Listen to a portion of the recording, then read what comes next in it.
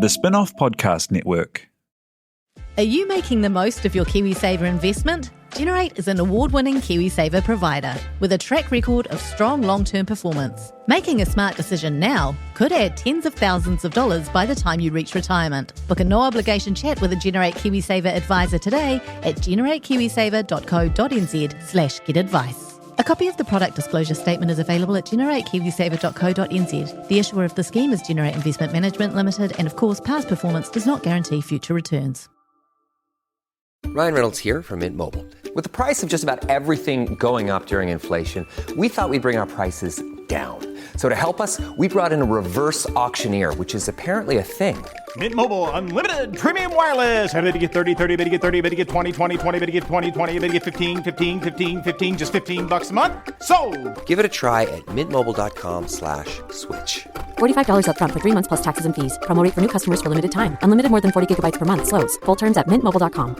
Kia ora tātou, my name is Toby Manhire. This is Gone by Lunchtime, but not as you know it. It's a Gone by Lunchtime special, the debate that we ran at the Spinoff, which we called the Spinoff Great Debate last Wednesday evening at Generator Grid AKL with the help of Facebook.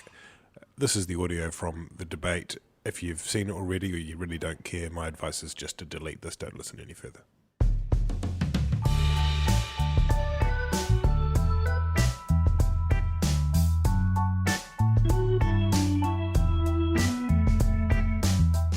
No mai haere mai, good evening and welcome to the historic first ever Spinoff Great Election Debate. My name is Toby Manhire and we're coming to you from Generator Grid AKL in Auckland and an audience chock full of debate-hungry human beings. For the last 4 days we've been collecting questions on Facebooks to put to our guests. Don't stop now, leave them down there in the comments field, your comments, your questions, and we will lob them in a friendly fashion towards our guests. In true MMP style, we've assembled a coalition of questioners this evening, and I'm thrilled to be coalescing with Leonie Hayden and with Simon Wilson, true stars of the Spinoff. It's a great pleasure to be here at Generator Grid AKL in the Wynyard Quarter Innovation Precinct. It's brand new and it's New Zealand's first purpose-built co-working space. If that sounds tempting, the team here can show you around. Drop in your business card tonight and go into a draw to win $500 of sweet Generator credit. We sat down a few weeks ago and drew up a list of the candidates from the main parties, basically that we most wanted to have round to our place, that we most wanted in our debate. And by some miracle, they all came back and said yes. This is a star-studded lineup, full of talent and dynamism and wit, and we also have David Seymour. I knew that David would be the only one who would be cool with that joke. He's a great friend of the Spinoff. He's a big Spinoff-ister. We love him dearly. There have been a lot of debates in the last few days, very, very many debates, but this debate is different. This debate is the debate that will definitely decide the election on September 23. How are we going to run it? What we're going to do is we're going to try and sort of replicate the approach of New Zealand's electoral system. So what we'll do is we'll ask some questions of the National Party candidate, then we'll ask some questions of the Labour Party candidate, and then the New Zealand First candidate will decide who wins. That was my idea, but it's been overruled. And instead, we're going to involve everyone. We'll start with a very swift statement from each of the candidates, and then Leonie and Simon and I will hurl questions at them. In putting these question lines together, we've drawn on data from Policy, which is the Spinoff's incredible policy comparison tool, which lets you compare the pledges of the parties. Have a look at that at policy.thespinoff.co.nz. We will also draw on questions, as mentioned, from Facebook. Keep on leaving them. And crucially, it's just worth saying that there's a lot of us here tonight. It's a very crowded stage, so if you can keep your answers short at questions, that'd be grand. First, to introduce that star-studded panel, we have Paula Bennett. Paula is not only the Deputy Leader of the National Party, but also does New Zealand's very finest impression of Tom Sainsbury doing an impression of Paula Bennett. Welcome, Paula. We have Marama Davidson. Marama has quickly established herself as a crucial figure in the Green Party, despite not yet being in Parliament for 2 years. Mind you, given the pace at which Green MPs are retiring, 2 years is pretty experienced. Fair enough, fair enough. We have Kelvin Davis. Kelvin Davis is, of course, Deputy Leader of the beleaguered Labour Party. Oh, sorry, that's an auto thing when I write down Labour Party. Not anymore. Kelvin is the relentlessly pugilistic to Jacinda's relentlessly positive. He is the grim to her grin, the silver fox to her grey lynn. Oh, welcome, Kelvin. We have Marama Fox. If you're on this panel here, you have a 28.5% chance of being called Marama. It's a little bit of data journalism for you there. A few facts about Marama Fox. She was recently described by one leading media outlet as New Zealand's most scucks MP. Her husband is a sheep shearer.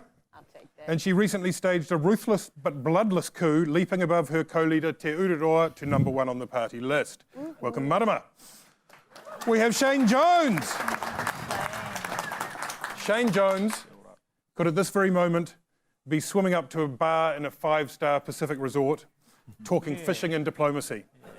He could be, but he decided instead to reignite the flame of democracy that flickered yet inside him. He is New Zealand's first candidate for whangarei, 8th on their party list. The other night, his boss, Winston Peters, instructed him not to swear in the debate. We urge you to swear for us tonight. Welcome, Shane.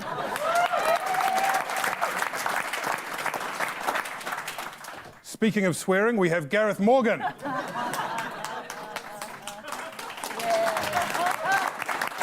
Gareth Morgan is the leader of the Opportunities Party. He is a policy guy. He is not at all a personality guy, but he's also a bit of a pragmatist, so he's sometimes a policy-nality guy. Welcome, Gareth. We have close friend of the Spinoff, David Seymour.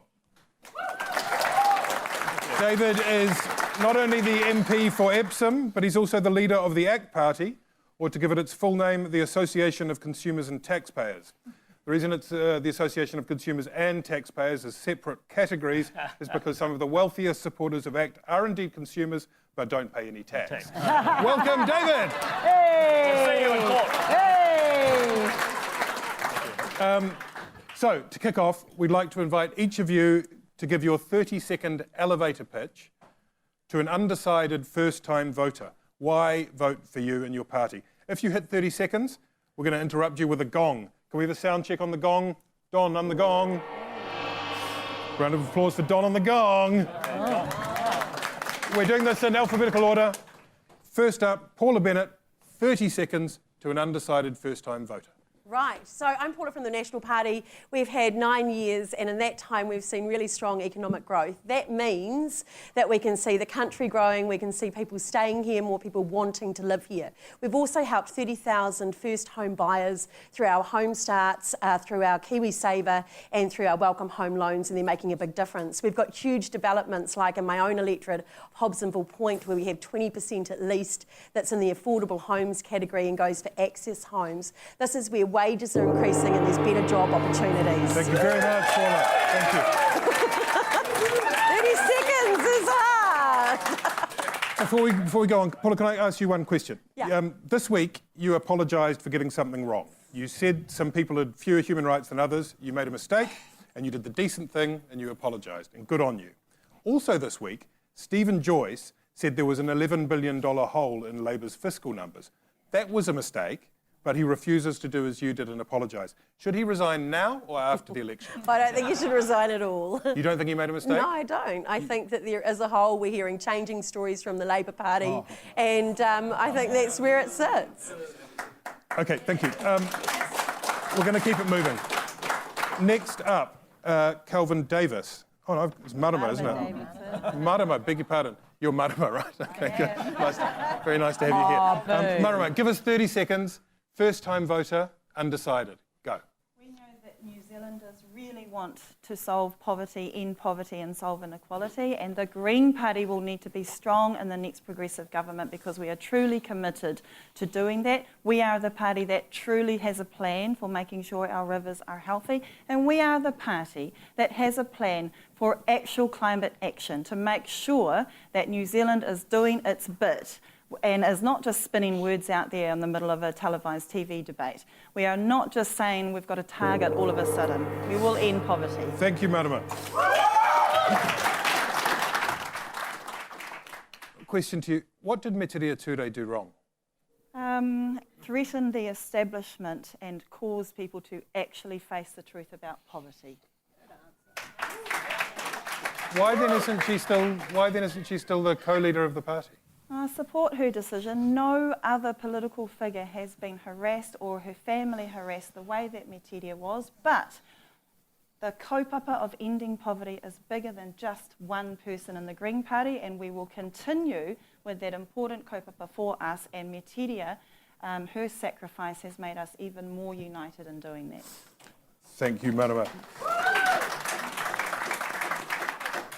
Kelvin Davis, 30 seconds, undecided voter, first-time voter.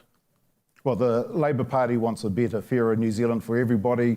We want better housing, we want better education, we want better health, we want a better environment, we want better rivers, rivers that we can all swim in. We also want to lift children out of poverty.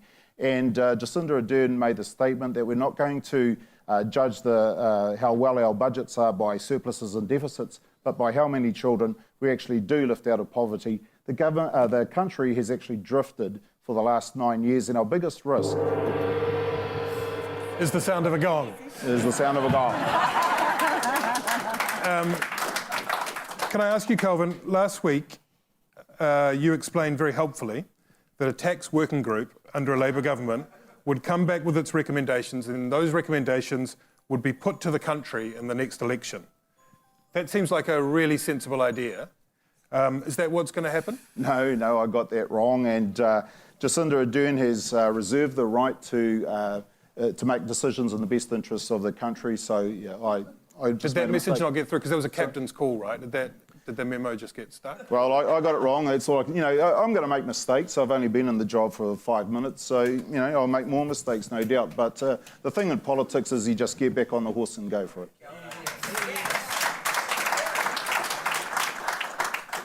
Marama Fox. I 30 think seconds. Kelvin made the mistake of leaving his phone on. That was his. So, under the rules of Parliament, that's his shout. All right. Kia ora, everybody. The Māori Party believe in a country where kaupapa Māori values are lifted up and held as an opportunity for all New Zealanders to come together, not separatism, but unifying. The Māori Party believes that we don't want to leave groups of people behind as we become prosperous in this country. Those people are burdened under poverty and homelessness. They're majority Māori, Pasifika whānau in our country, and the only party that you can count on that will have them at the heart of everything they do is the Māori Party. Good timing. Good timing. Marama Fox, since 2008, the Māori Party has steadily dropped in support. The line is going down. On current polling, you'd get one MP at best. What is going so wrong in the Māori Party? I don't think anything's going so wrong in the Māori Party. I think what happened is that we got this rise of Jacinda mania. And so Māori people who are very strategic voters in the Māori electorates think that they can change the government by sending their vote back to the mothership. However, if you scratch the surface of the mothership, I've not heard yet that they're going to commit to Te Reo Māori. I've not heard any Māori policies from Jacinda. And if it comes down to a decision between what's right for Māori or what's popular for the popular vote, they will chuck Māori under the bus every day of the week. Well, it's true. Foreshore and seabed, broke up the rail, broke up Māori affairs and mainstreamed all systems, took away... We'll get into that a little bit more. We'll give you a chance to respond to that, Kelvin, as in the next section. Carry on with we've got to move on to Kelvin. Shane Jones. Carry on. Shane Jones, back in New Zealand politics. 30 seconds, first-time voter, undecided voter. Kia ora, folks. New Zealand first. Whether it's the millennial souffle or the jaded, tired Bill and the departing National Party, we will be in the middle. No qualms about standing up for too many immigrants coming into the country, a patriotic party, and this is a great audience, a far different audience from my earthy Whangarei-ites. Hello Uber liberal metropolitan audience. No gong. What a waste of 3 seconds or whatever. Shane, eighth on the list. That's a bit of a kick in the guts, isn't it? I mean, you must have been pretty pissed off when you saw that. Yeah, well, 8 means waru, and in Māori it means to shear. So I am out there trying to shear the wool of other parties. But hey, you come back from long service on your behalf as taxpayers in the Pacific Islands, chasing pelagic fish, climbing Mount Everest in Whangarei with a pair of jandals, dislodging the National Party of that have Gareth in Morgan. an unfitting fashion. Gareth Morgan. Held the party. Gave you the golden handshake and sent you to the islands. 30 seconds. The brand spanking new Opportunities Party. Why should an undecided first-time voter give them your Okay, tick? so I am a policy wonker, absolutely, and proud of it. So I actually agree with the objectives of everybody sitting here. That's not the issue. The issue is the policies that actually deliver on the objectives. And what we've seen since 1984, under Labor and National, is we've seen the economy trucking along, on and off, but trucking along. But what we've also seen with that is social dysfunction and environmental degradation on quite a scale. I want to see all three going forward, and we're going to do that. And our flagship policy will lead that charge. Thank you very much, Gareth.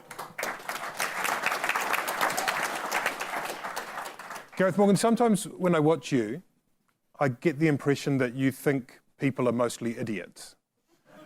Do you think people are mostly idiots? Well, when I see 20% of the electorate move because Labor puts a smiley face on, I do ask the question. And I put that to an audience. I put that to an audience last night in Hamilton, and I said, I don't think they're stupid. And the audience yelled back at me, yes, they are. So you've changed your view now. You do think that they're idiots. Well, you know, I mean, it's a grade, isn't it? But there's opinions and there's informed opinions, and I'm only interested in informed ones on any issue. Okay. David Seymour, 30 seconds. Undecided voter, first-time voter. Well, one of the most critical things is that with me being well ahead in the Epsom race, every party vote for ACT counts, and not everyone on this stage can say that. Why would you give your party vote for ACT? Well, this election is turning into a drag race between Labor and National, fuelled by taxpayer money. We need some fresh new ideas to fundamentally fix our housing market. Labor nor National have done that for 18 years now. We've got a plan to pay good teachers more and pay the best ones a lot more, but we've also walked the talk. I turned down being a minister in the John Key government in order to have my independence and put a critical issue and euthanasia on the ballot when no one else would touch it. Thank you.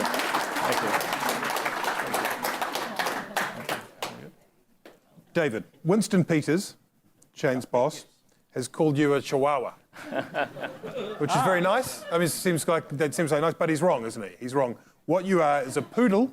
You are the poodle of the national government, is that correct? Well, if you look at what one MP's being able to achieve, setting up partnership schools that are changing kids' lives for the better, putting the assisted dying issue on the agenda when no one else would touch it and the leader of the National Party is opposed to it, keeping these guys out, and a number of other wins. You know, we got an email from Uber, actually every Uber customer did, saying that ACT kept them in New Zealand when the National Party would have actually legislated them out of town. So if that's a poodle, it's a pretty damn effective poodle, I have to say. Thank you, David. Thank you, everyone. Excellent answers. We clearly picked the right people. Leonie, I'm going to chuck it over to you now. Thank you, Toby. I do have some questions. That's good.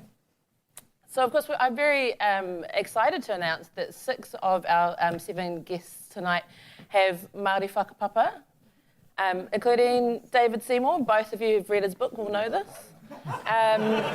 No Ngāpuhi? Ngāpuhi? I tell you what, up in Ngāpuhi we have much better jokes. Ooh, sassy. So we've got David from Ngāpuhi. Gareth, where are your ancestors from? Welsh. Sorry? They're Welsh. Welsh. Yeah. My sister was born in Wales, I was born here, so. Aye, kia ora, kia ora. Shane, no hea koe? Aye, the Dalmatian Māori from the 90 Mile Beach. Nice, kia ora, Marama Fox, no hea koe? No Ngāti Puro, no Ngāti Kahungunu, and I think there's a bit of Ngāpuhi in us as well, which is not to say that, you know, in this coming election you could have 1, 2, 3 and hone 4 Ngāpuhi leaders sitting on the front benches of the Parliament. just as it should be.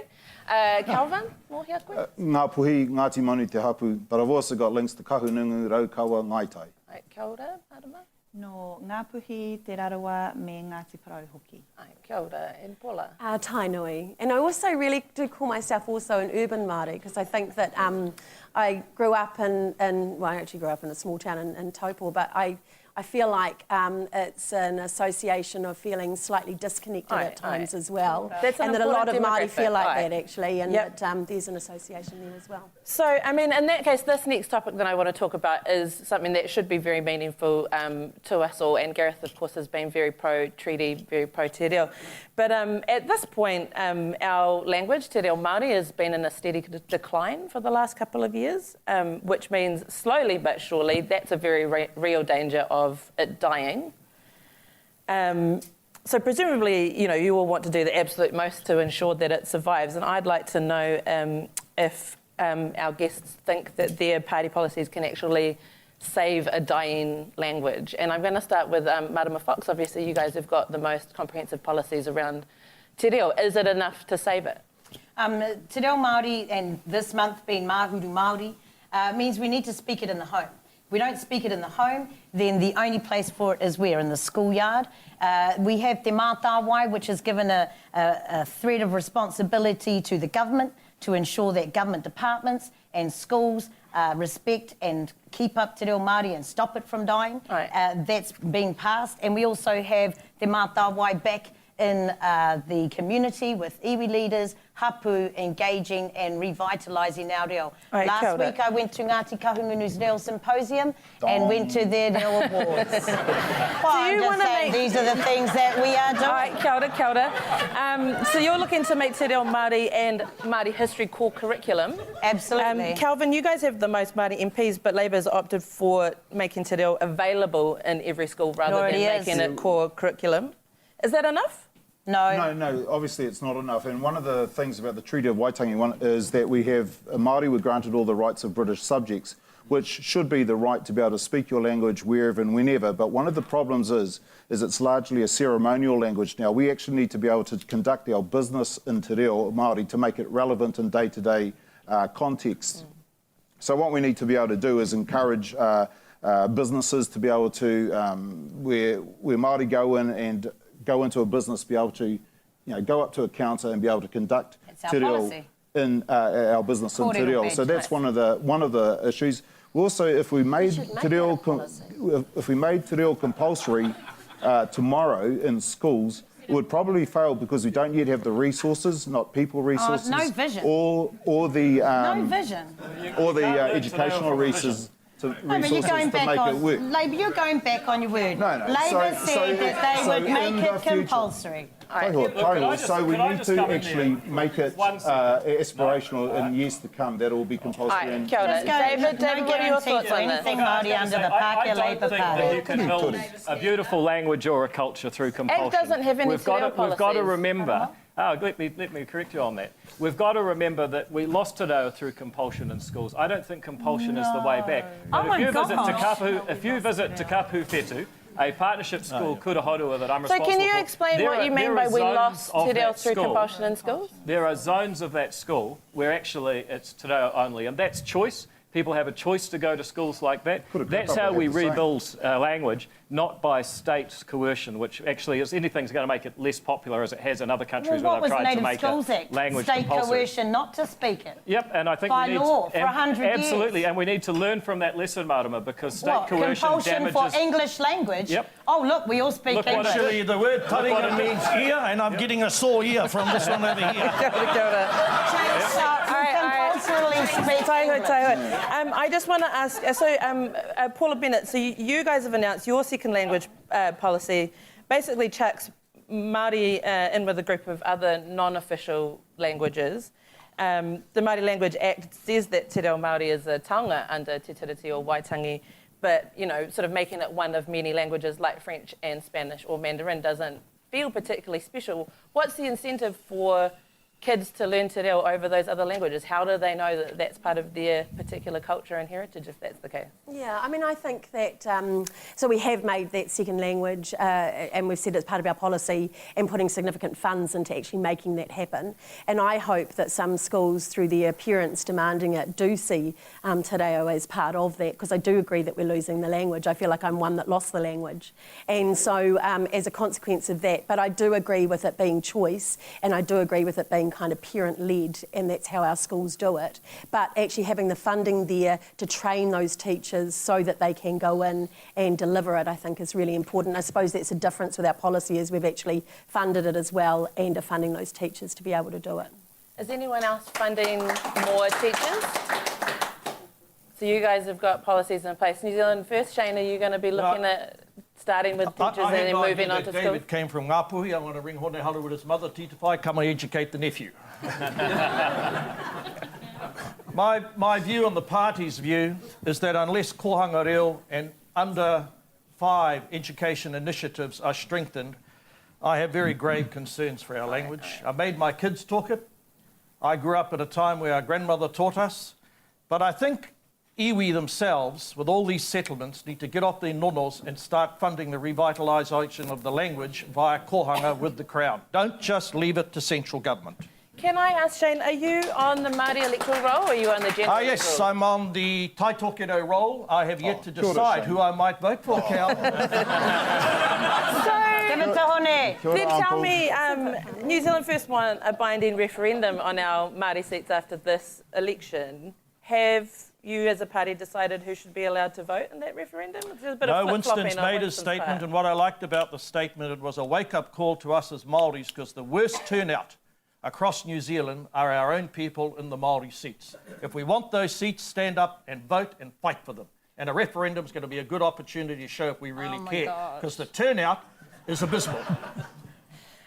Gareth Morgan, you oppose any kind of referendum. Why do you oppose that? If Māori are already voting with their feet, then why shouldn't we stop and take measure of that? Well, I think until we honour the treaty, we have to just keep the Māori seats. It's as simple as that. And, you know, to honour the treaty, we need a constitution, a written constitution. Otherwise, you'll continue to have what we saw today from the National Party, as politicians trying to remove individuals' constitutional rights, and I find that quite obscene. My question of Shane, really, is, do you oppose the Treaty of Waitangi like your boss does? Well, you're sitting perilously close to a Ngāpuhi, son of the treaty, to ask that foolish question, buddy. Well, then why are you in the party? Is that a yes or a no? Why are you in the party? No, Winston, you know, unlike you, Winston and I, for 1,000 years, are the inheritors of the treaty legacy. That wasn't the question.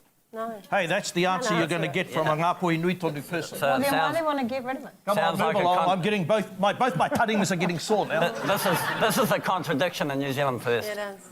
Yeah. No, it's not a contradiction. Yes, it's a contradiction. The Treaty of Waitangi has for a long time been in our manifesto as a founding document. That so is why an does he oppose inescapable it? fact. No, it's not opposed to it. What he's opposed to is handing over the water to Ngaitahu and Tainui and making them the water lords, and I'm deeply opposed to that as well. What about your own rivers? In Ngāpuhi, when it's your turn to settle, no, you've had enough. Just listen to the question. Marama, do something unusual. Listen to the speaker. Marama Davidson, well, you just contradict yourself every time you speak. Should we be putting more resources into Māori representation in local council? I'm just going to wait for the squabble. Just got to talk over it. The Green Party are incredibly proud of our commitment to ensuring that all schools have universal and core te reo Māori as a subject in school. This is our beautiful language that New Zealanders have a right to, all of us, and we're really proud to have put that on the election table. My goodness, we've got news articles, blogs from non-Māori who are saying it's way past time. We put our commitment to universal te reo in schools in February. Next week, Te Wiki o Te Reo Māori, we will be announcing our Universal Te Reo in Schools plan, so everybody keep an eye out, because until you make the commitment, and that is a Crown responsibility, and David, Te Reo was beaten by the Crown, beat Te Reo out of my grandmother in schools. Now, we are not planning on beating children up to learn te reo, not at all. So you cannot compare what happened in losing our reo with putting it back into schools. And in countries overseas, it has made a difference to put native languages into the schools. It might take 5-10 years, but until we commit to it, then we have the teaching plan, the resources plan, and get our schools up to scratch. Kia ora, kia ora.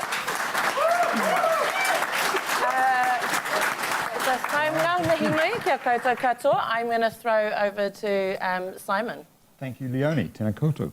I'm going to ask you about transport, and I've got some questions here where I'd like a show of hands. It is a beautiful 10-minute waterfront walk to our venue tonight.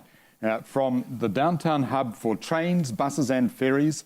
There's a CityLink bus that goes from the end of the street every few minutes. Did any of you walk, ride a bike or take public transport to get here tonight?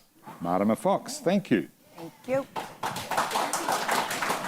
In 10 years' time, who would like to have the centre of Auckland City as car-free?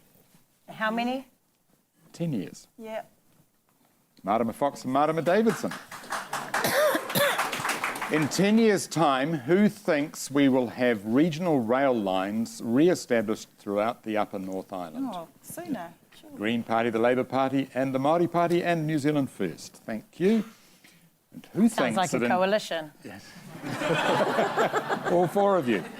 Just stop slagging him a little bit, then we'll be all right. Who thinks that in 10 years... The door wide open, I try. All right.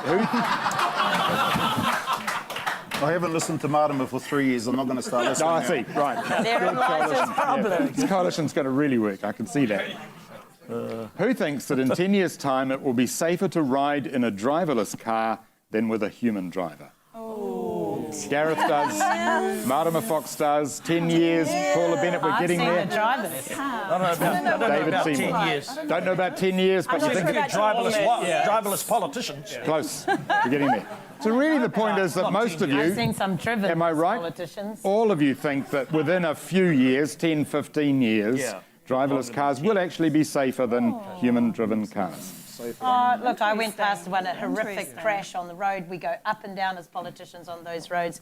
It was horrific. I didn't dare look at what was turned upside down in 2 trucks, stuff all over the road. If we can make our roads safer by having driverless cars and better roads, that'd be great. Paula, I want to ask you a question that's the wrong way round from what it's usually asked. What's wrong with Labour's transport policy? Oh, God, what's wrong with Labour's transport policy?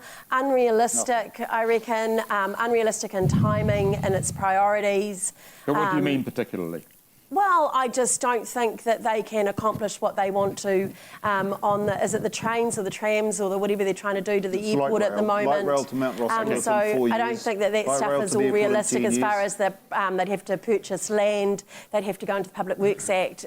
So I just think they're being a bit unrealistic in some of their timing. So what you're saying is that they've got a more of a focus than you on rail and light rail in particular, but the only thing that's wrong about it is that they want to push it up and do it faster than you do. Oh, some of it, although we've got some other priorities that they would take away as well. So that might be the Penlink Road or the Eastern Motorway, the building of that we're looking at. So we have got different priorities for the city as far as how we want to move people around and the speed that we can do it. Kelvin, but I do think that transport's important to every party and how we move people around this great city. Calvin, what's wrong with National's transport policy? Aside from everything?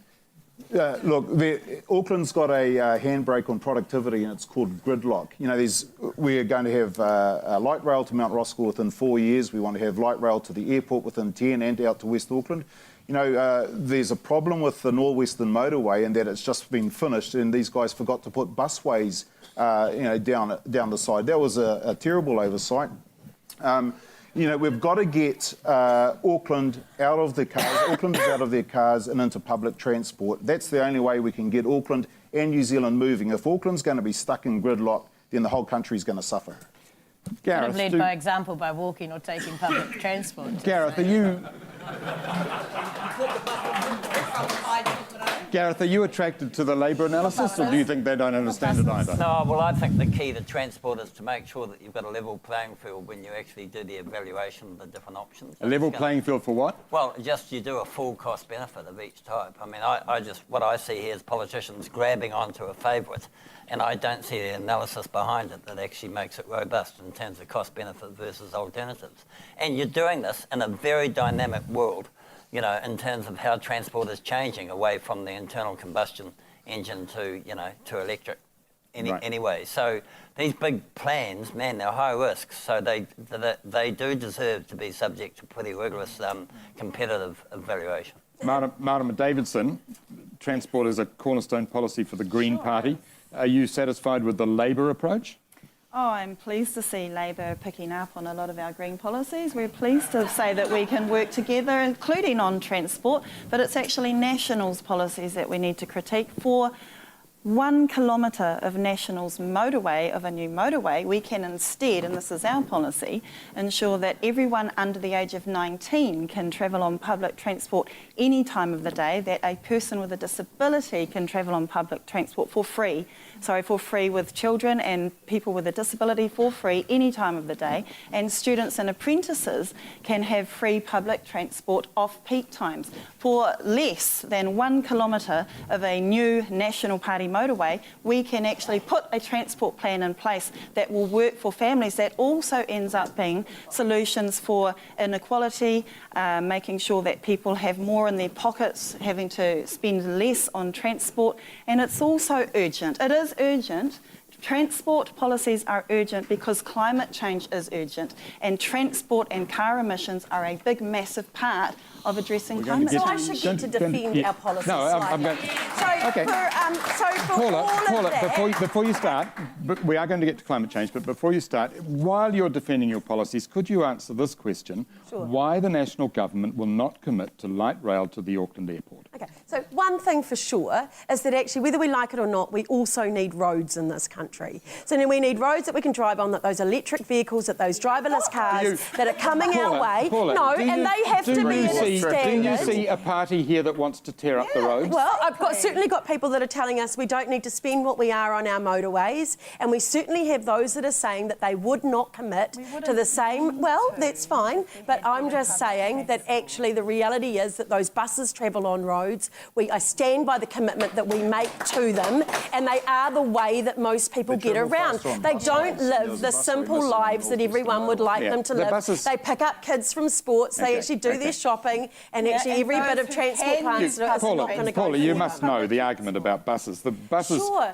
We're the ones that have spent $2 billion on public transport, more than any other government in any time in history. We are talking about motorways, and motorways, as Kelvin has just pointed out, the last motorway that the national government built in Auckland forgot to put the bus has the bus lane through to Te Atatu, where we've taken over the land there as well, and now we're building the whole bus hub there that is going to fast track it, and have made a financial commitment that we have got the money in the budget for to actually fund the rest of it. Shane, I want to turn to you.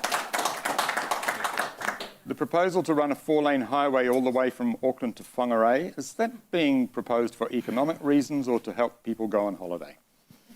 You know, most of your debate has centred on roading congestion in metropolitan New Zealand. Don't for a moment think that everyone needs to live in Auckland. That's the first thing. The second thing, most of the people in Whangarei, really what they are talking about, is it possible to revitalise the railway, to remove heavy freight movements off the roads and to open up from the main trunk via a spur line to Marsden Point. That's what I mostly hear. One thing that irks the people of the north, name me any other area that's got a toll on the main drag other than the road going up north. So yes, there are picks and shovels and pine trees this side of Warkworth, but there's not a lot of confidence that these promises are going to come to pass beyond the Warkworth So I was in Whangarei today. No, you've had your chance, Paula. You've had your chance. They would be deeply offended at hearing it being called a holiday highway. So I'll just speak up for the people that are in Whangarei right now. Marama Fox. Deeply offended. Your proposal for iwi rail, if iwi rail could be economically viable, it wouldn't have closed in the first. The regional rail wouldn't have closed in the first place. No, we're talking about iwi rail. Those railway lines have been built on land that was confiscated from Māori under the Public Works Act. We're talking about connecting people who live in isolation to the main trunk line. We're talking about being able to get a product to market. We've got trees up on the East Coast that cost $3 million to cut down and get out of there, but they're only going to get $3 million for those trees. If we don't connect the people who live in isolation to the main trunk line, we cannot improve productivity. Infrastructure is key, and we have completely costed out the iwi rail from Gisborne back to Napier and up around the coast back to Tauranga, and it has a strong business case, and the businesses of East Coast have committed to it because they need it. Otherwise, they cannot be productive in this nation that has forgotten about them. Thank you. I'm going to move on to climate. Go you. I am going to move on to climate change. Our Paris target is that greenhouse gas emissions should be dropped to less than should be an 11% drop on our 1990 levels by 2030. But currently we have a net plus 63% increase over 1990.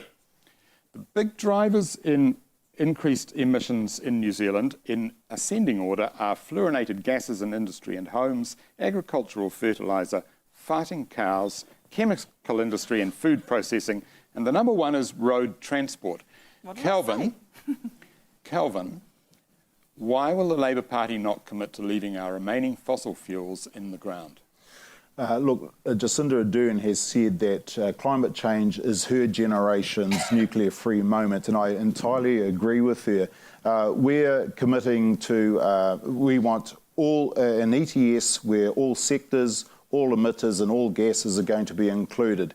In terms of your question around, what was it, sorry, about keeping fossil fuels and drilling off the East Coast? Well, you know, we still need to... we still need minerals for certain things. So how can we actually commit to removing those, stopping the mining of that? That's a no. Paula? I mean, wait, your member in the East Coast, and Ikarorati, is around telling people that Labour will commit to stopping mining, so you're telling me she's lying? And drilling for oil? Look, I was the member of Parliament that surveyed the whole of Tai Tukaro that said that 86% of Tai Tukaro didn't want deep sea oil drilling, and 3 months after I put that information to Statoil, they disappeared from Tai Tukaro. So we've got a commitment to making sure that our environment is kept safe. That's the big thing. And good on Mecca, she's a local MP. She's doing great stuff. She's going to win the electorate again quite significantly, quite comfortably. I want to come back to you, Paula. Yeah, but then Labour is just going to ignore all of Māori and do whatever they want because that's the Labour Pākehā Party. We actually, as it happens, we are on target for a 5% reduction in 1990 emissions levels by 2020. And the reason we're able to do that is that we've bought credits from Russia and the Ukraine. We are the 7th worst emitter in the OECD. We're not a fast follower. We're doing as little as possible, aren't we? Yeah, I think we can do better, and that's why we've got the Productivity Commission doing their work on it. I've got forestry, I've got adaptation groups, I've got everyone that's kind of doing the work that they're doing. We've set clear targets as to what we want to achieve, to the point where we've signed New Zealand up to the Paris Agreement and done an international treaty on it. It's going to mean we're going to have to find 220 million tonnes of emissions that we're going to have to reduce by 2030. That is significant. Anyone that says that we're not ambitious in our target is dreaming, because it's going to take significant change, a combination of growing trees, more of them, so more afforestation, a combination of reducing our needs on fossil fuels, which you can see through electric vehicles that we're trying to bring in. I think some of that technology that's coming through, we have some of the best sustainable farmers in the world, quite frankly. They're getting better all the time, and in fact on a farm-by-farm basis they're reducing emissions by about 1%. You can see technology and research coming through, and a whole lot of others, but I can see you've got other Marama, questions. do you agree that the government has an ambitious target?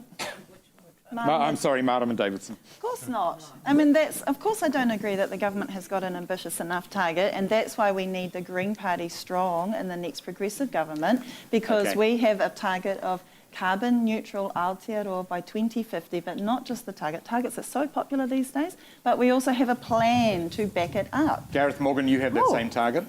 Yeah. carbon neutral by 2050? Absolutely. Is that a difficult target for New Zealand to reach? No, but what we need is a strategy, right? And I think the electric thing is massive in terms of what it will do with transport. Okay. Can I ask you quickly, before we finish on this, about cows? The dairy herd in New Zealand has nearly doubled since 1990, and we are now also putting 5 times as much fertiliser on the land as we used to. Yeah. Who thinks, hands please, who thinks we have too many cows in New Zealand? Marama and Marama. Would anybody who didn't put up their hand like to say what the level would be when we do have too many cows? Are we near the limit? Sorry, Kelvin? Sorry, I've got no idea how many cows would be too many. Paula? No, but I do think that we are on the verge of the research, because of the millions we put into that, on actually getting the kind of thing that will reduce that, the fertilisers and the use of soil like it is, and actually reduce those emissions on farms. So the farmers are getting it right? I think they're doing an outstanding job. They will say they can always do better. So Fonterra have committed to their 10 demonstration farms and are then going out there and trying to get... I think what we've got is some really, really good practice, but it is there are patches that are not as good and they can improve. The reality, Simon, is that forestry has been sold down the drain. Yeah. Just look at the mathematics. Under the legacy that will be left behind by Paula and her colleagues is a gross diminution in the size of the forest lung to deal with climate change. That's a fact. Secondly, I get very alarmed when people think we can continue to enjoy the quality of life we've taken for granted by simply slashing farmers. And I don't understand why you're asking that question about destroying farmers' livelihood. Marama Davidson, are you demonising farmers? It's not about destroying farmers' livelihood. We want to support, and that's why we announced on the weekend our package to support farmers into better land use, making sure that farmers can make sure that farmers are farming in a way that protects our water sources, make sure that our soil doesn't get as polluted as it is. There are absolutely better ways of farming, but we need to commit to supporting our farming industry to be able to do that. The state will never be better than the owners of the farmers. Shush, I'm talking. No, and because the Green Party,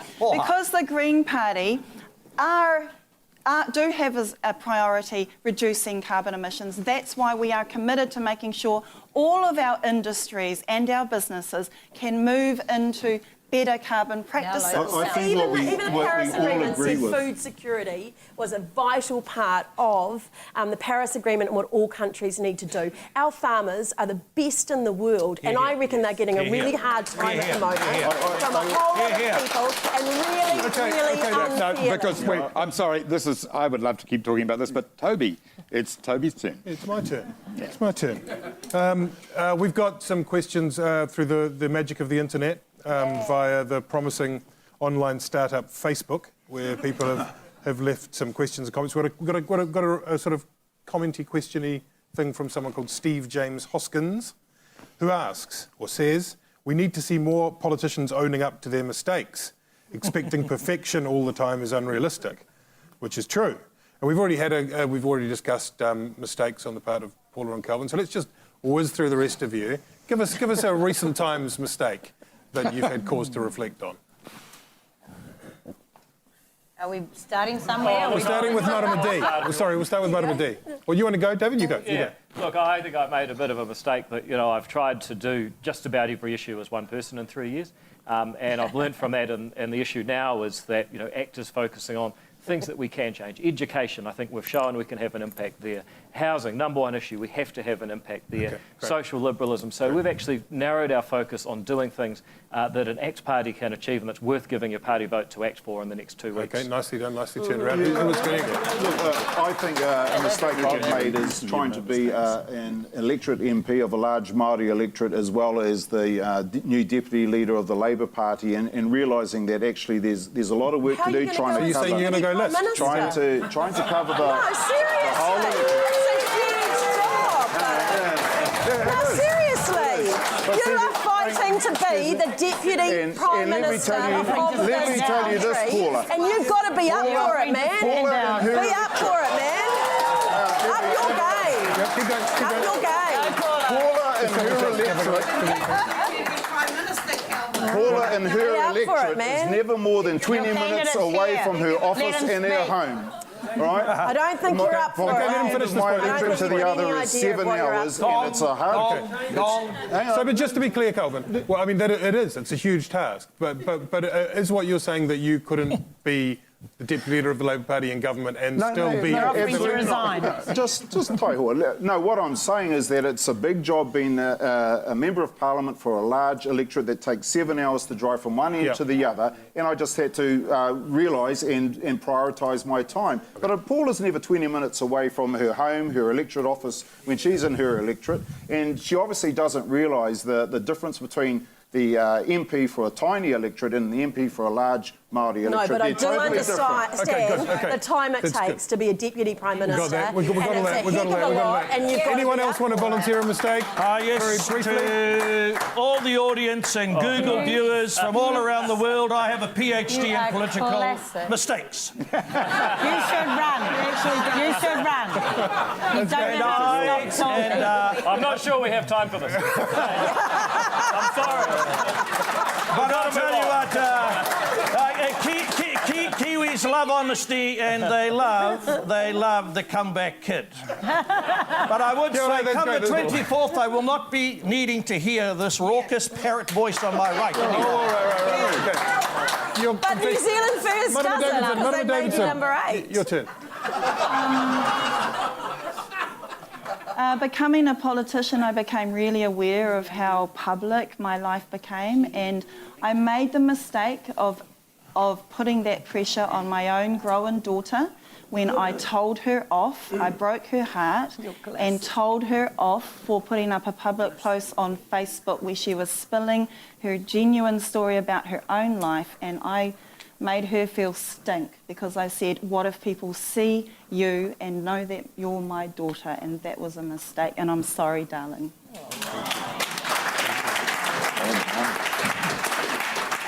Gareth, have you ever made any and just for the mistakes, record, she's still an ACT supporter. That's pretty funny. I like that. Obviously a relation. She is your niece, David. Ngā puhi whanaunga. I have heard there's one out there, to be fair. Sorry, Paul. Okay, all right, good. It was too easy. Yeah, well, of course, I haven't been in Parliament or anything, so by definition, I've never made a political mistake. Good. Just to be clear, so there have been no mistakes made in the campaign so far? Everything's gone in the campaign? No, that was awesome. I mean, that almost got as much cut through as cats to go, baby. Okay, Gareth. Marama Fox. Like Marama, we prioritise our job over top of our children, and that has been a mistake. So while I am a list MP for Ikarorawhiti, which is 780 kilometres long from one end to the other and takes well over 10 hours to drive from Wainuiomata to Hicks Bay in one direction, going back and forward responding... Tell me again about how easy a list MP's life is. Do you want me to finish, Kelvin? No, not really. I mean, you're a list MP. Well, shall I? Well, hold on. But here is the thing. I am a list MP and I'm also the co-leader of the Māori Party. So I get called from Dunedin to Auckland to Whangarei to Kaitaia to Hicks Bay, all over the country, and I respond to all of them. Yeah. You just told me how hard it was for you and your little electorate now that you're the Deputy Prime Minister. It's all about prioritising. You don't have an electorate, so you can't actually comment. Well, then, you know what? Wait on, Toby, I'm going to defend this because keep attacking, because what happens... Well, you are. Well, let me finish then and I can answer your question. Well, here's the answer. You're hogging it. Ring the bell. So here's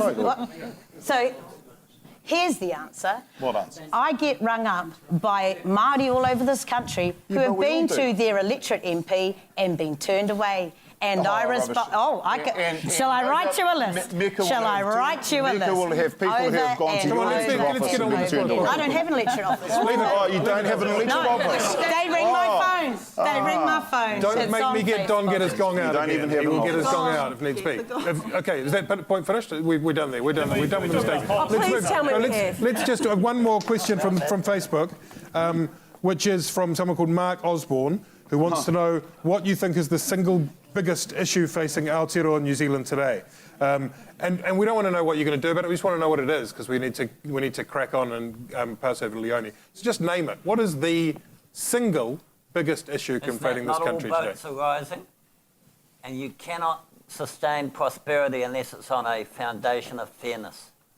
Thank you, Gareth Morgan. That's the biggest issue for this. Who wants to go next? Housing, homelessness, and also P. P is a massive issue, in particular where I'm from, but I think also right across the whole country. Okay, thank you, Kelvin. Marama? Inequality, like Gareth, all of the other issues stem from poverty and inequality. Thank you. Inequality and climate change, and they're actually connected. We've got to fix both. Paula? I think we've got a lot of challenges, and I would throw in there as well climate change. I think some of the environmental. I do think that there's kids that are living in hardship.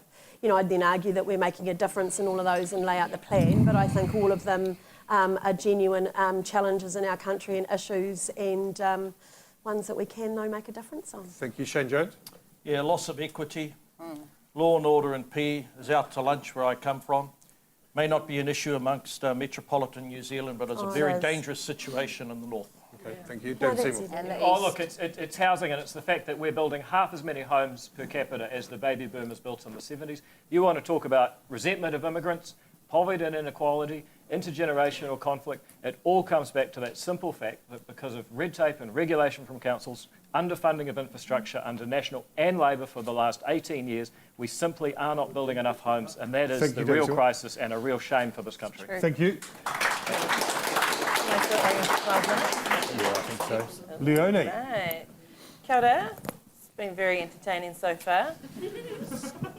Be a bit of a buzzkill, because I would like to talk about law and order and talk about prisons a little bit, if we can. Can I see a show of hands from our guests who have incarcerated whānau? Yeah, relations. Kelvin, you've been sort of talked about as being sort of our great hope for prison reform. So I've got a question for you. What are prisons for?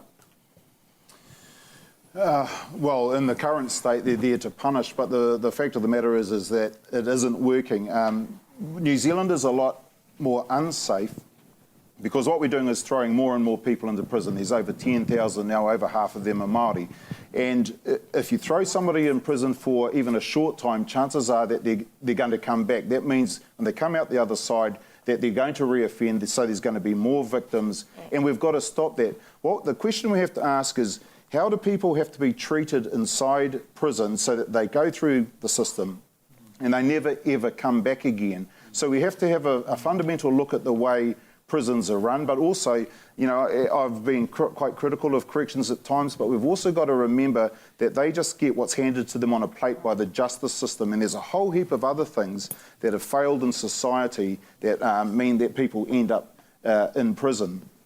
So, you know, there's a lot of work to be done, and when I'm Corrections Minister, the first thing I'm going to do is actually give a call to all my counterparts in the other parties and say, how are we going to work on this together? We've got to actually depoliticise the corrections system. Right. It's not good enough that one party builds more prisons and throws more people in there, and other people are saying, hang on, we've got to do something different. We've got to look at jurisdictions like Finland, who have got twice the population that we have, and yet they've only got a third the prison population we have. You know, they're doing things well that we need to actually have a look at, and we should do it together as a whole parliament rather than one party. Tommy, going back to the question of what a prison is actually for, and by that I mean what it should do, which you've just sort of answered, does anyone sort of fundamentally disagree with rehabilitation as being the point of a prison? Do any of our guests actually think that punitive measures, punishing criminals, is more important than rehabilitation? Can I just comment on that? I mean, I said that, you know, we can't just spend more money, we need new ideas. And ACT's policy is that if you learn to read in prison, you get a discount on your sentence. It's win-win-win.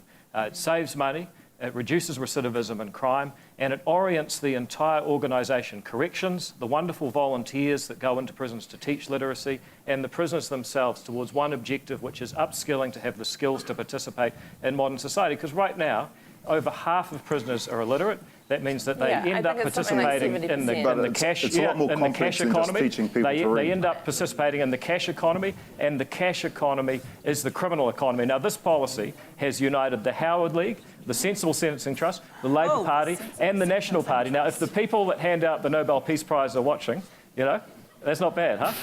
But it could probably Is there go anyone further. else that wants to pick up that policy? Does anyone else agree that that's a sensible policy to reward literacy and numeracy in prisons? People shouldn't be learning to read in prison. They should be learning to read in schools. Well, yes, but what if they get to prison and they can't read? What do you do then? Prisons don't actually work. On the whole, prisons don't work. What corrections are being handed are people who instead need a job, are people who instead need mental health and addiction support, services that just aren't available out there, are people who instead are in there on a cannabis conviction when we do need to legalise cannabis and actually... Do you know how many people are in prison right now? Do you know how many people are in prison right now for possession of cannabis? Tell her. 7.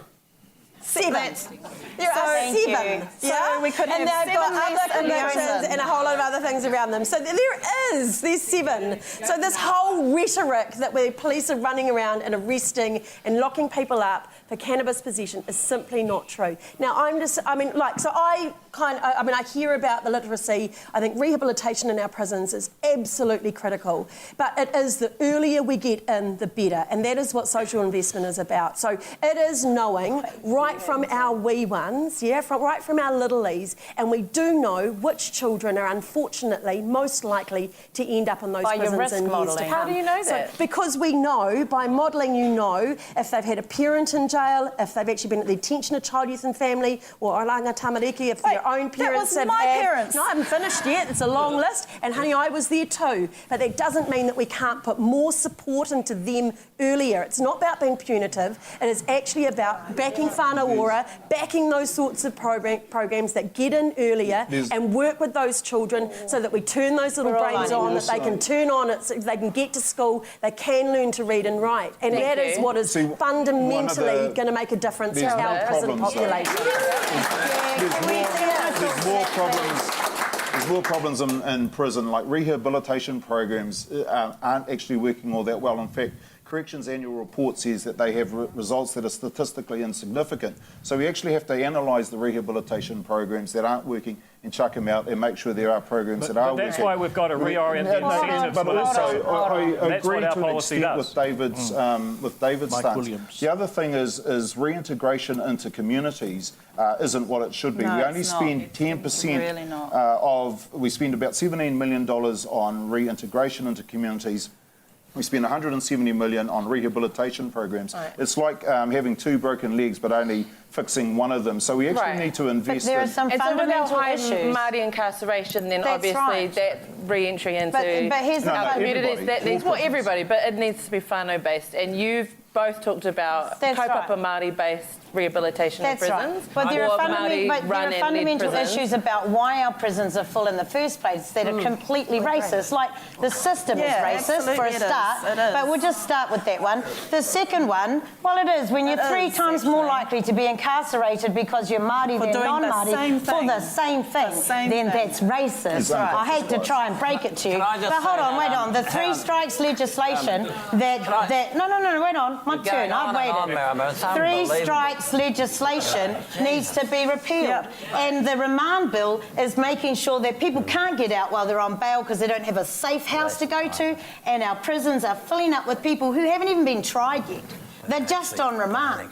They're waiting for their case. And that's why they're building a new prison, because the law is stuffed. We it also needs have to be a parole changed. system. Gareth, I just want to go to Gareth. I want to know what you were... I just want to say that 30% of the people who are in prison shouldn't be there.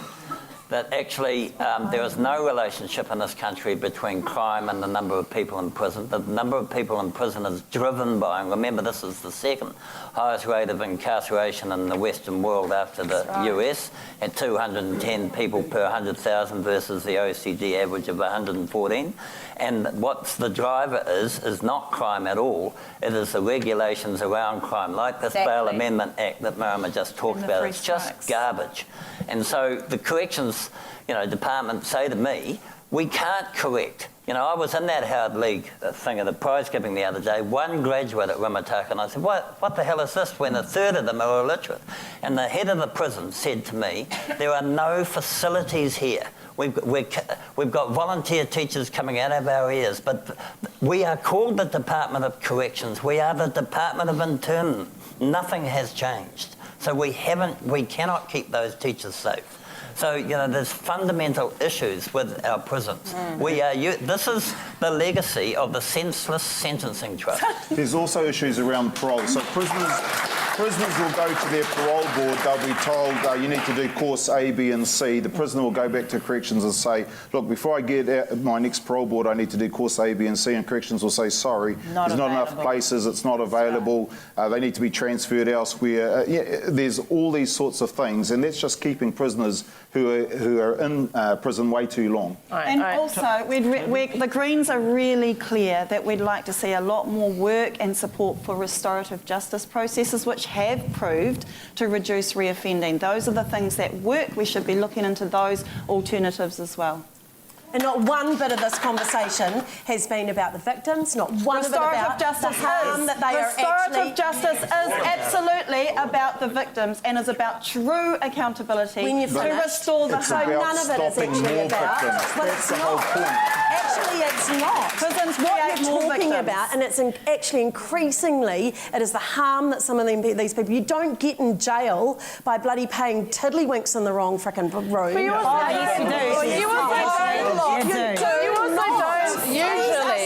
also don't usually end up on the path to jail unless you are also a victim yourself. So these things need to be looked at from both sides. And that's why rehabilitation is really important. We do believe in it. But don't make it sound like we've locked up a whole lot of really good people. You have. We have not, actually. But do you think looking at it in terms of black and white, good people and bad people is even worth it? Of course it's not. But you can't just kind of... It's just kind of this rhetoric that there's all these poor people sitting there that are begging for more help. If we do corrections right, we can actually stop more victims.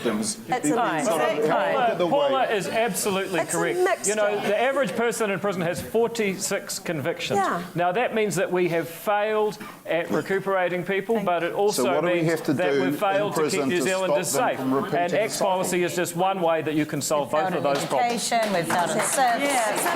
Education. Right, I want to move on to... Just before we move on, moderate this debate better. Our debates in whāngarei are light years ahead of how you guys are moderating this debate. Okay. If you don't, we'll put you in the political hinaki. Look, I mean, this is the first time we've done something like this. You've got to throw us a freaking bone here. This is the urban liberal approach to debate. This is the urban liberal. This is the Spinoff shambles approach. If you could send us some notes afterwards, we'd like you know. I want to move on. Paula, you've identified gangs as being our biggest criminal threat in our war on drugs. And proposed to let police carry out searches without a warrant in some cases. In some cases, yep. And, you know, in announcing this, you have now famously said that some gang members have fewer rights than others. Toby said earlier that you apologised for that. I disagree. I didn't hear an apology. I heard you apologising for putting Bill English in an awkward position.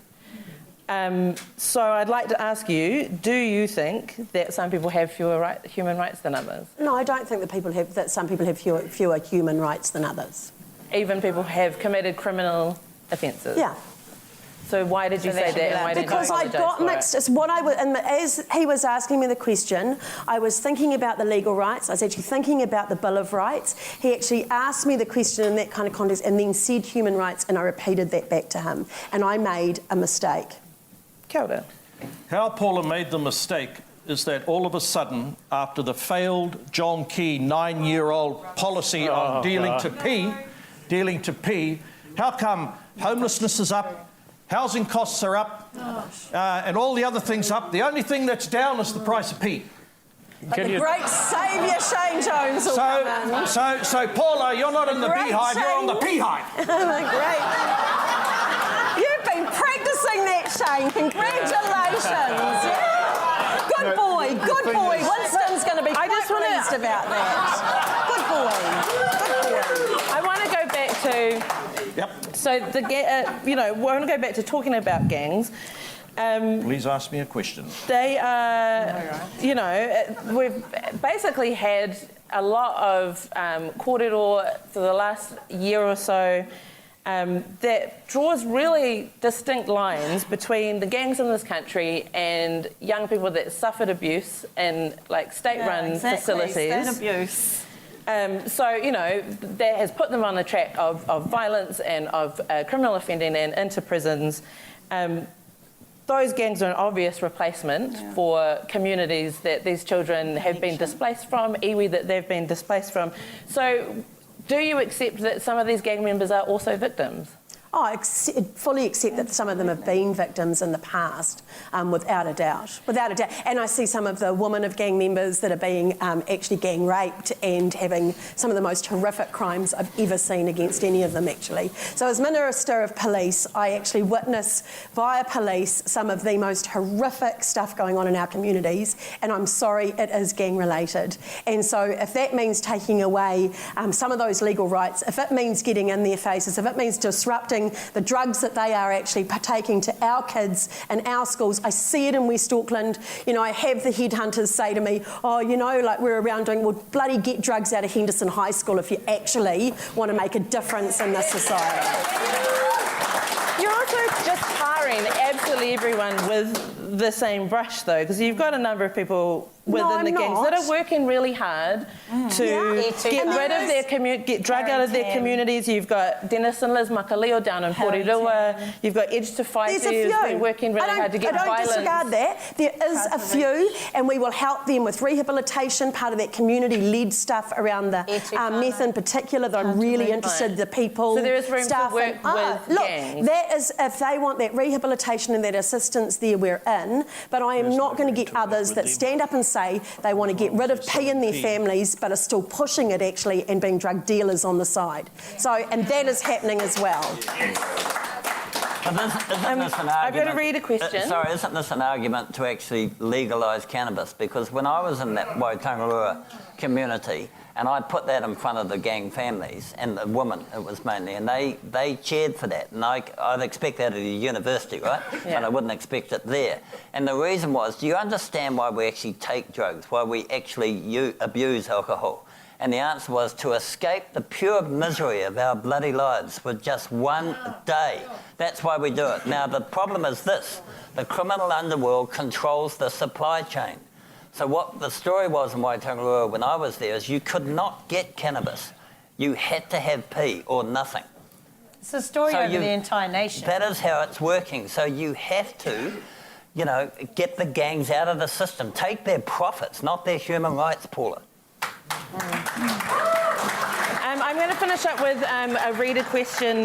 This comes from Fiona Clark, who posed this question on Facebook. She wants to know who will return the right to vote to prisoners. We will. Can I see a show of hands? That's a human right, surely. We'll repeal that legislation and return it to David, prisoners. can you tell me why not? Oh, look, you lose a bundle of rights when you go to prison. I lived in Canada for 5 years. I couldn't vote. I had all the other rights that mattered. So, look, you can argue it either way, but I actually just don't think that it is a human rights issue on the scale that people make it out to be. Not about a human rights, sorry, Kelvin, but not about a human rights issue. But how about the fact that these people, when they're coming out of prison and coming back into our society, need to feel like they're part of the society and not sitting on the fringes giving the finger to the man? And if they can't even vote to make a change in our government, then why would they come back into our society and want to be part of it if they make no choices about who gets to run it? Kia ora, thank you all for that. I'm going to pass us over back to Simon. So we are moving towards the end, but we're going to talk about housing. In 2015, the government committed us at the UN to the right of everyone to live in a warm, dry home. I'm assuming that everybody agrees that that's a good thing. Yep. Okay. We currently have 41,000 homeless in this country. Last winter, Te Puia Marae brought it to the attention of everybody how the private sector could help but was grossly under-resourced, and this winter, of course, an awful lot more money and resources has been put into helping the homeless. $4 million a month over winter, 30 times more families have needed emergency housing than was expected. I want to know which party will commit to a timetable to eliminate homelessness, to put every child into a warm, dry home. 3 hands are gone up. That's 4 hands. Depends. Well, there's chronic homelessness and there's other. So I'm just being careful. I'm going to say I'm going to be really clear about this. The target: every child living in a warm, dry home. Who believes that can be done on a timetable? The Māori Party, the Labour Party, the Green Party. Is it 3 years? Is it 23 years? So in Kaitaia, Kaumātua up there, in our homelessness inquiry that Labour, Greens and Māori Party led, said that this should be the last generation of children to face homelessness in this country. I agree. So, Kelvin, did I hear you right? 23 years? 2040? No, 2023. 2023. Thank you. So our policy Kiwi Build policy to build 100,000 affordable homes. We're going to stop the sale of state houses. We're going to build 1,000 houses a year. You know, it's a massive problem, and we're going to ban foreign speculators. We're going to close tax loopholes for speculation, and we're just going to build. So assuming you were to form the next government and then hold government after the next election, you would be, at the end of the 6-year term, we would not have children living anywhere except in warm, dry homes. That is a target we can hold you to. That is the goal that we have set ourselves. Marama Fox. You know what? There is a couple of things we could do right now that would completely change the face of homelessness in this country. One that the government has picked up on, and that is the Housing First policy. Because Hurimuana Dennis will tell you that he can get people, the most time they spend at the marae is about a week to a week and a half. Finding the home was not the difficult thing. Making sure that they dealt with the underlying issues of why they were homeless in the first place was what they needed to continue to give those families support with so they didn't become homeless again. So the Housing First policy says take the person, put them into a rental accommodation, pay for it, support them with a social worker and or whānau order navigator to deal with the issues of why they're homeless and help them get established on their feet. That will cost this country less immediately. One other thing you can do that will stop the situation we have, treat people with dignity and respect. Because these families sat in a hotel for 3 months, battling with winds in Housing New Zealand. They come to Tupuia for 1 week. They're treated with respect and they're immediately in a house and they're being supported in that home to get up on their feet and stay there. I think, Simon, words are cheap. Thank you. Words are cheap. If this problem was that simple, it would have been solved already. Takes willing. No, I'm going right back to Helen Clark's time when we were around as well. So words are cheap. There's 3 things that, unless they're dealt to robustly, these people will not meet their target. Red tape by the Resource Management Act has ensnarled developers, has ensnarled prospective homeowners, and has driven them out of the market. Secondly, the cost of land. The state should be purchasing the land. The state then should be building houses and enabling people over a 25-year period to become the owners of the land. Take the cost of the land out of the equation, could start building like that. But that's not going to happen with the current ideology. Infrastructure. Thank you. We've got a waiting list, in fact. Oh, anytime. Marama Davidson. Well, it's just nowhere in the world has the market addressed any housing crisis anywhere. So we've got them, and I know that political parties up here. We'll have to talk about geography later. David. I know that some parties don't want to address the failing market at all. We have to address speculation both by local developers as well as offshore non-resident. We have to ban their ability to purchase here as well. We have to have a strong state housing program. The Greens are proud of our rent to own plan as well, so that low-income families don't have to save up a massive deposit.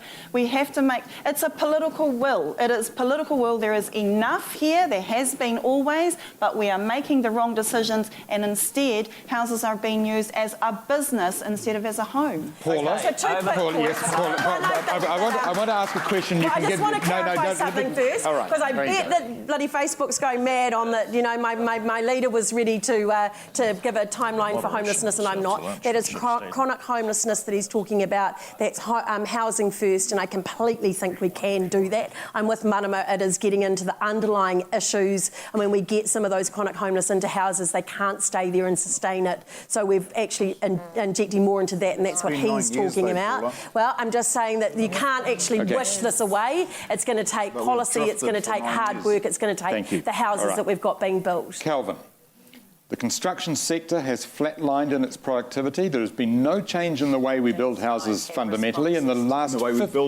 way we build houses in the last 50 years. In Auckland alone, we need 14,000 new homes built every year for the next 30 years. We are building half that number, and most of what we are building right now are large 4- and 5-bedroom homes instead of the smaller units required as affordable houses. How are we... my question is to Kelvin, please. How are we going to... share the love around a bit, Simon.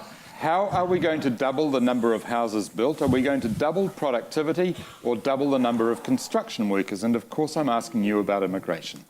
Oh, well, we've said that in terms of immigration, we're going to reduce it by about 20 to 30,000, but we want more skilled immigrants. That's the big thing, and we've got our Kiwi visa. Paula, we've got our Kiwi visa where we'll have 1,500 skilled immigrants as long as the employer takes on an apprentice as well. So, look, there's other ways as well to speed up the growth, and I take Shane's point. We need to move the urban growth boundary and free up density restrictions so that we can build upwards as well as outwards. There's many levers that a government can and should pull. But like I say, we've been drifting for the last 9 years. The biggest risk is that the next 3 years will be just the same as the last 9 years. We're on track, actually, for that 14,000. So we're 10,000 building consents at the moment. It is growing by the day. We've got Crown land we're building on. Hobsonville Point is in my electorate. It is just going absolutely great guns. You can see it everywhere. Those houses are on track. You can see that prices have started flattening and even going there. That's because supply is getting up, but that's because supply is actually increasing. And that's what is happening. So we're building actual houses, and it's not just all talk. Affordable houses are easy. Meanwhile, the harm from homelessness and facing housing inadequacy has already been done. David Seymour, please. Yeah. Look, I mean, this is a crisis, and it's a great shame that we're building half as many homes as baby boomers did in the 70s. That's why we have a problem. And if you can identify the problem, then you can solve it. First of all, I mean, Shane's right. The Resource Management Act is a dog, and it has meant that we have now 60% of the price of a new home is land. We've got to change that. We have enough land zoned for lifestyle blocks in Auckland for 1.8 million homes. Do we need to build that many? Of course we don't, but we could. Second of all, we've underinvested in infrastructure for far too long. We need to share the GST on infrastructure with the local council that issues the consent. And if you've ever seen a council being reticent about issuing a resource consent, wait till they know they're getting 7.5% of the construction costs so that they can actually build the infrastructure. We need to accept councils are hopeless at doing quality assurance on building. We need to replace that with a Queensland-style regime of mandatory private insurance. But those are the sorts of fundamental shifts to the housing market that neither of the large parties have made for the last 18 years. The chickens are coming home to roost, and the next Parliament is going to have to deal with this decisively. An Urban Development Act in cities instead of a Resource Management Act. Thank you. Change up the funding of infrastructure and replace the building quality assurance with mandatory private insurance like they have in Queensland. Thank you. I want to just ask... I want to just ask briefly about rental properties. Could you raise your hand if you own a rental property? Own or live in one? Own a rental property. Live in one. Keep your hands up if you own more than one. Gareth, you don't own rental properties? People. Two of you? Do you think it's reasonable for people to ask that you recuse yourself from voting on tax, rental warrants of fitness or anything else that materially impacts on your own wealth in Parliament?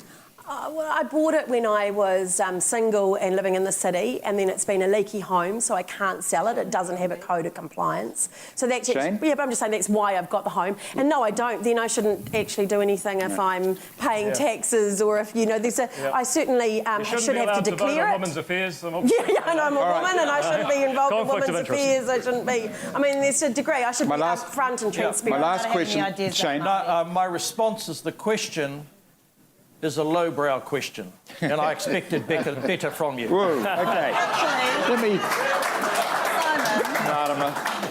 It's a fair question. It's because our Parliament, our House of Representatives. No, I'm not agreeing that they recuse themselves. I'm not agreeing with that. I'm saying it's a fair question because the House of Representatives is supposed to represent New Zealanders, and if we are not connected to the lives of people renting our property, which in the large we aren't, then we do have to figure out how can we make sure that we are seeing things from the perspective of people who rent a home. All right. Winston Peters be allowed to vote on superannuation? Thank you. A show of hands. A show of hands, please. Who will have a vote. Who believes? Myself. Oh, that old chestnut. Hey, which of you will commit to introducing a warrant of fitness for rental homes? Mandatory. The Green Party, the Labour Party, the Māori Party. We've made some changes towards You've made some changes. Yes, they did. And will it be... We did the warrant of fitness trial on rental accommodation based on the state houses at the time, and the government picked up that and made some minimum standards.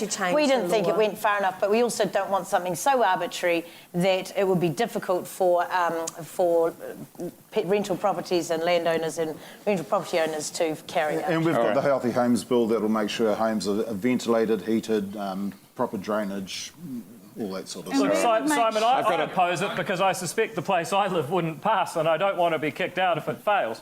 The fact of the matter is we've got to actually build more homes. There's no point just setting a standard if we don't have the supply of housing to meet those standards, and right now we don't, because we've got too much red tape and regulation, not enough infrastructure, and not enough building going on as a result. David, you don't accept that the purpose of setting standards is to ensure that people don't fall below them? The problem is that you set the standard. If you've got no way of meeting it, then you're either just going to kick people out of their homes or the standard's been set too low. So why have a standard when you could actually be fixing the problem by changing the way we regulate the housing market? So you're going to close them down and put them on the street? Can I just say that house prices in this country have risen over the last 30 years from being 3 times the average income to 10. When I look at the ratio of houses here to population, it's quite high. Supply is not the issue. Demand is the issue. And why is the demand so high? Because the demand for housing is not driven solely by the demand for accommodation. It's driven by the demand for investment return. And the reason for that is that it's a tax loophole. My average tax rate is 10%. It is impossible for people on wages to get a tax rate of 10%. Theirs is 24 to 30. The reason is because I own assets where the income is not taxed. They are houses, and I own shitloads of them. And you people have caused this problem. For God's sake, close the loop. Sounds like you're causing the problem. Close the tax loophole. Thank you, Gareth. On that point, I'm handing back to Toby. We're very nearly there. We've got a couple more minutes to go. So just to wrap up quickly, in reverse order to the way we did before, running down the line, what we'd like to hear from you is the one thing, if you are elected to Parliament and are either in government or supporting the government in some form, what is the one measurable thing in the first 100 days that we can look back after 100 days and say that you have succeeded or failed? What is the one thing that you would have achieved within those first 100 days that will be that measure of success? David Seymour, then. Look, the ACT Party would negotiate to pay good teachers more and give principals the freedom to pay the best ones a lot more. We've underpaid them for a long time under the union model. They've lost about 30% of their income relative to the average. We've got to fix that for the future of our children. Okay, so what I would do is give a 30% tax cut to salary and wage earners, and I would 30, and I'd fund that by taxing all income to wealth the same as other forms of income are taxed. That would make 80% of New Zealanders better off. That was the result of the first tax working group, the second Kelvin. We do not need a third. We know what to do. Get the gonads. Will you sit on that working group?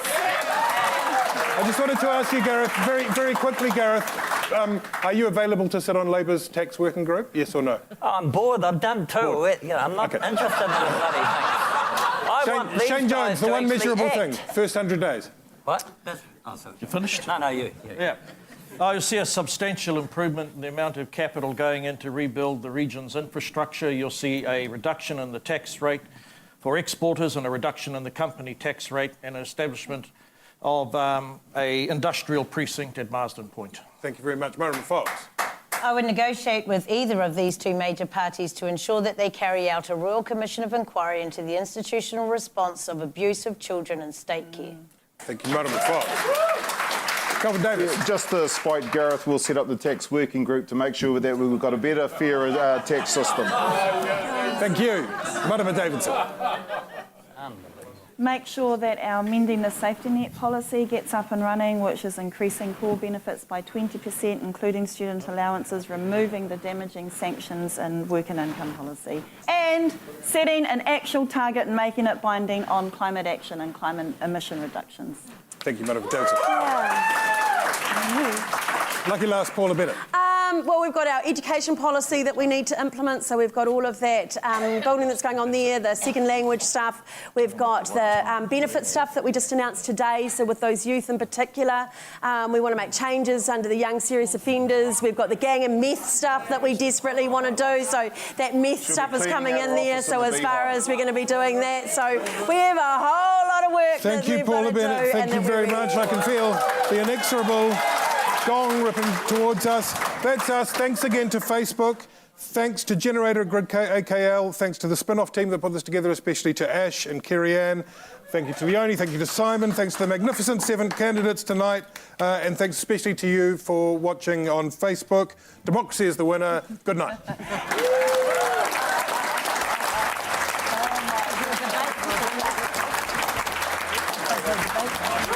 Well done.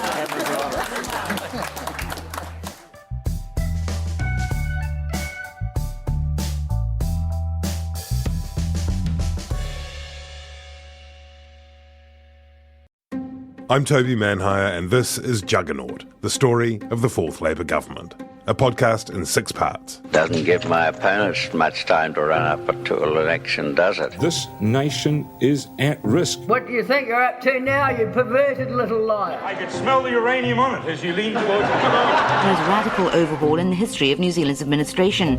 Juggernaut, the story of the Fourth Labour Government, made with the support of New Zealand On Air. Listen now on the Spinoff or wherever you get your podcasts. Kia ora, I'm Duncan Grieve, founder of The Spinoff. You can help us keep all of The Spinoff's award-winning journalism free for everybody by becoming a member today at thespinoff.co.nz/donate. The Spinoff Podcast Network.